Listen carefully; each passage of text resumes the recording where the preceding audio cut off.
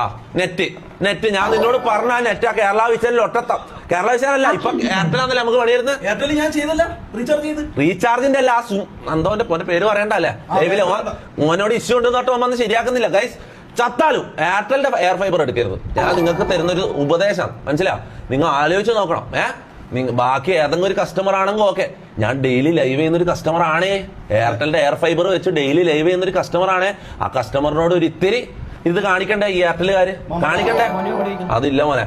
Kerala vision ദൈവം, ആ കാര്യത്തിൽ കേരള വിഷൻ ദൈവമാണ്. ഞാൻ പറഞ്ഞില്ല, കേരള വിഷനെല്ലാം ഒരു കോൾ ചെയ്താണ്ടല്ല, അവർക്ക് എപ്പോൾ എല്ലായിടത്തും സപ്പോർട്ട് ഉണ്ടാവും. മനസ്സിലായി? എല്ലായിടത്തും അവർക്കൊരു ഓൺലൈൻ സപ്പോർട്ട്. അല്ലെങ്കിൽ നമ്മൾ വിളിച്ചു പറഞ്ഞാലേ, നമ്മൾ വിളിച്ചു പറഞ്ഞാൽ കസ്റ്റമർ കെയർ എന്നല്ല, എയർടെലുകാരെ വിളിച്ചു പറഞ്ഞാൽ എന്താ പറയാ, കസ്റ്റമർ കെയറിൽ കംപ്ലൈന്റ് രജിസ്റ്റർ നോക്കാം.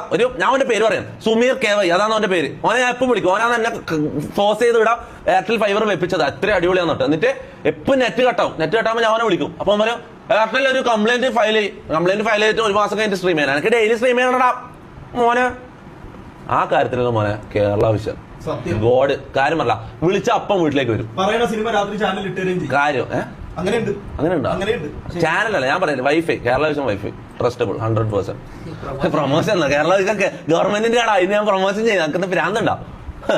എടാ അല്ലല്ല, അത് ഞാൻ